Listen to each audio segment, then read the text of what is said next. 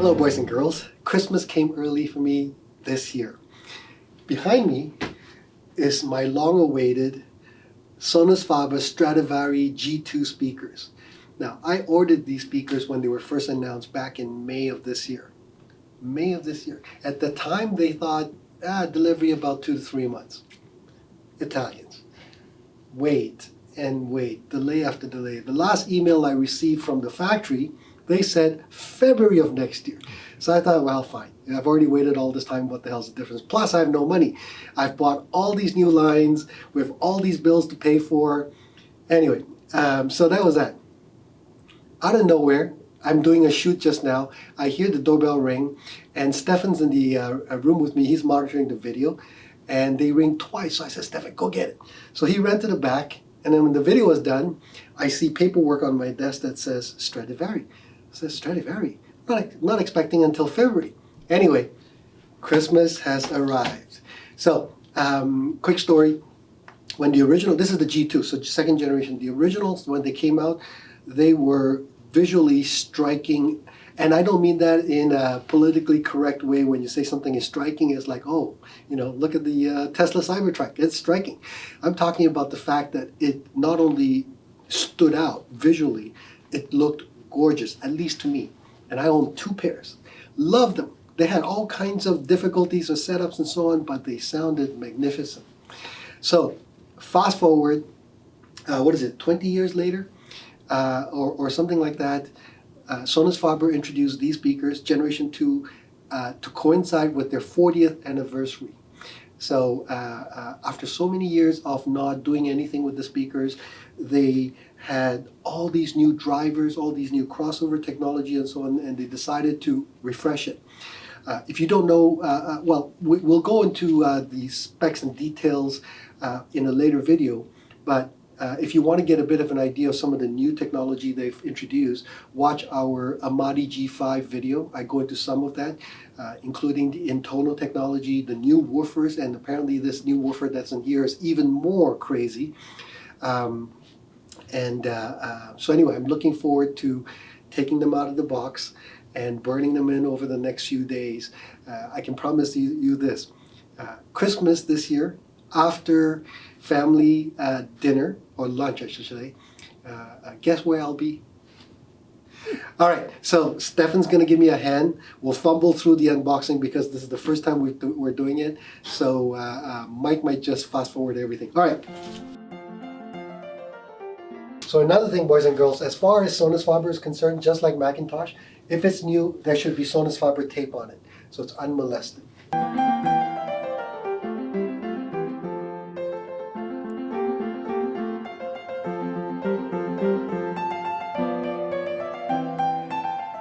Okay, so this part is important. The factory says, if at all possible, unbox it so that the bottom is on the top. So that this way, when you slide the speakers out and you take this foam off, you can put the spikes and so on at the bottom. So it makes it easier, so you don't have to tilt over. However, it says here, warning, I'm looking upside down. Take your speaker out of the packaging carefully to avoid any damage to the tweeter. Okay, so I guess that's the bottom, which is good. It means that we are facing the right way. And look at the red cloth that says 40th anniversary. All right, so we're going to slide this out.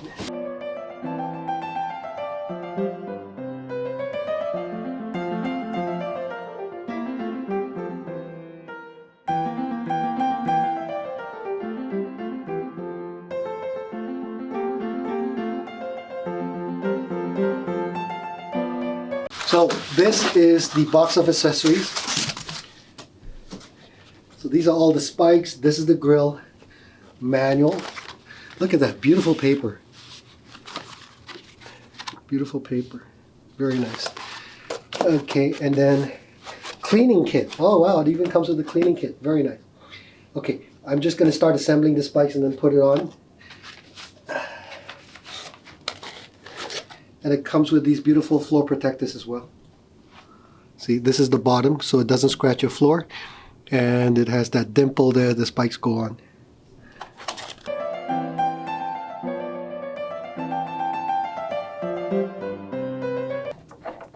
This is a complete solid aluminum piece, and then they mill it out.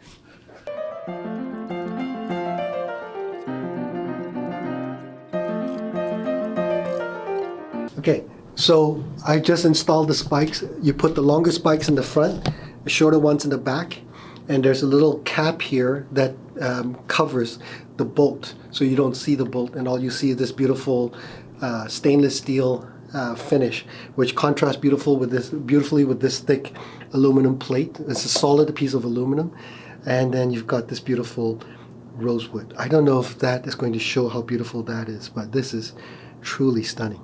Just absolutely gorgeous. Okay, and then on the top you can actually see there's a grill here, and that's the port for the woofers. So the bass comes through the bottom, and it gives the bass more energy and reinforcement because it's being supported by the floor. Okay, so I think we've done one speaker. Let's put this down.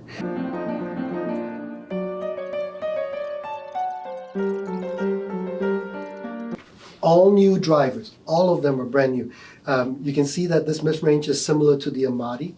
You've got that phase plug in the front, but it's not just a phase plug. On the back of the phase plug, it's rounded, so that when the sound comes out, it also helps spread the sound out to a wider dispersion.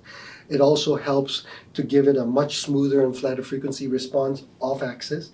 And of course, if you look at the front, everything is so smooth that it acts as not only a wave launch, it also has minimum diffraction issues. So this speaker, in theory, should image really, really well as well. This feels like, I don't know what it is. Some form of leather, maybe? I don't know. Very smooth. So again, no diffraction issues. And you'll notice, again, typical of Sonus Faber, you don't see any screws whatsoever anywhere. All the mounting hardware is hidden, so you get this beautiful finished look. These are all new woofers again, and as I said earlier, the mid-range has its own enclosure. It's all sealed, same with the tweeter. And then in between the enclosures, there's a piece of brace here, and there's a small hole. It's a specially cut hole in terms of its size and diameter that is tuned to a specific frequency. So as the mid-range starts playing loud, the pressure that's in the chamber will unload into the tweeter chamber, thus allowing the mid-range to not only work less hard because the enclosure size is effectively larger, it also allows for the mid-range to be more linear and be able to play louder with less distortion and so on. That's a technology called the intono, which they've applied for a patent. Also, as a result of doing that, the typical impedance peak in a sealed mid-range is lowered dramatically, and this allows it to be easier to be driven by a typical amplifier. Again, all these little things were achievable because they have a great R&D team, also with very sophisticated computer software. Now, let's put the final touch, the grill.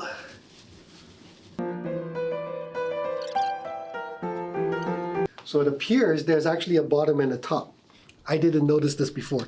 So if you look in the channel, you'll see there are knots here, and this one has no knots, so this will be the top. It'll look nicer when you look at the top. Okay, and there it is. And this is a Sonus Faber grill. They invented this all those years ago because Franco Serblin, the founder and owner of the company originally, wanted something that would look elegant and also minimally affect the sound of the speaker. And a typical grill, as good as it is, the problem is it's still a piece of cloth, and only the very, very finest cloth will minimize the intrusion into the sound. With this, it has hardly any effect. Plus also these grills are reminiscent of the strings of an instrument, which is what Sonus Faber often designs their speakers to sort of look like. So this is, for example, a variation of the lute shape, and these are the strings. Now, these speakers are called the Stradivari in honor of perhaps the most well-known string instrument manufacturer called Antonio Stradivarius. So the original version, G1, was released over 20 years ago. And so 20 years later, G2. The factory says on their website, artisanship at its finest. I'm telling you, they're right. This is truly stunning. 3.5 way sealed mid-range enclosure, as I mentioned earlier, with intono, which is that duct I was telling you about. 1-inch tweeter, 6-inch mid-range, two 10-inch woofers with dual drive motor system, so huge magnets in the back. 92 dB sensitivity, rated 25 Hz to 35 kilohertz 4-ohm load, 54 inches tall, 28.1 inches wide, and 16.8 inches deep. I think that includes the stand, the back of the stand. And it is 63 kilograms or 139 pounds.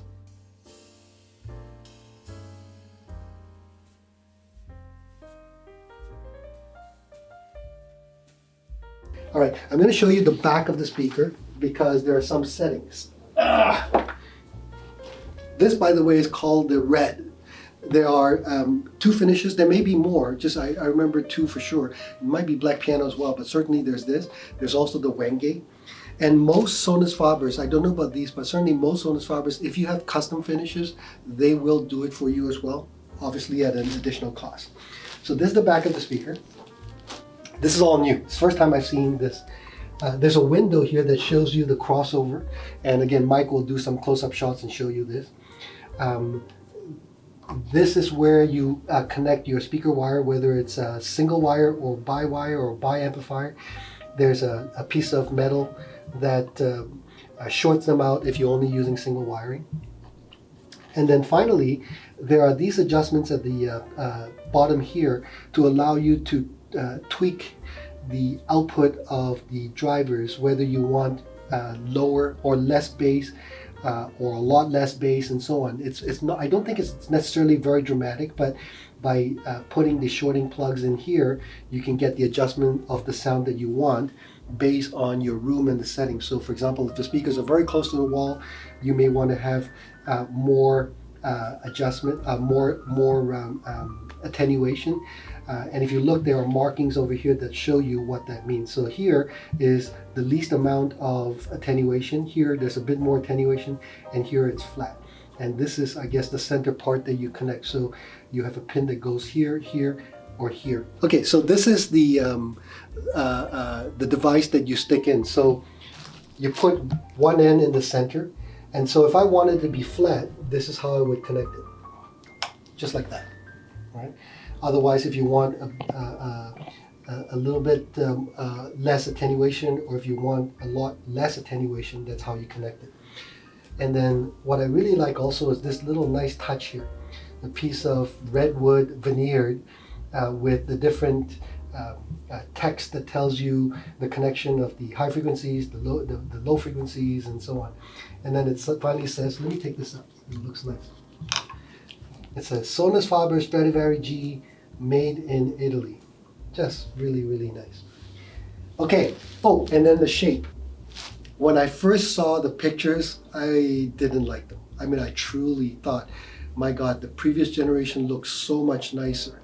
Somehow it had a form factor in terms of a shape that I truly liked. I told the agent hadn't seen it either, but he said, the factory says this is a speaker that the pictures don't capture because of the shape and the dimensions. So I said, fine. I had all the trust because I know Livio, the chief designer or head of the design team, he's responsible primarily for the aesthetics. I know he's never, as far as I'm concerned, never designed anything that looked ugly. So I knew it's going to look great. What I didn't know is when you look at it in person, how beautiful it is. It has taken the original shape and modernized it, and yet still pays homage to the original shape. Now, if you look in pictures, you'll see the original may look better in the original picture. But now, seeing this, it makes the original look dated. Just like, you know how you look at cars. I always used to love the 1990s BMW look, the 80s the BMW look. The grille was smaller, the aesthetics were nice, they had nice proportions and so on. Excluding the most current generation with the ugly, huge duck teeth grills, later generations made early generations look out of proportion somehow, not quite as elegant. And it just may be because you get used to it, I don't know, but all I can tell you is that this looks beautiful. All right, so again, Mike will take some B-rolls and shots and show you how all the angles look like. Price, 50,000 US dollars. Canadian price, $300 million Canadian. So if you won the lotto, come see me. All right, thanks for watching this. I apologize for another unboxing video, but I couldn't help myself. This is my Christmas present. Thanks, see you later.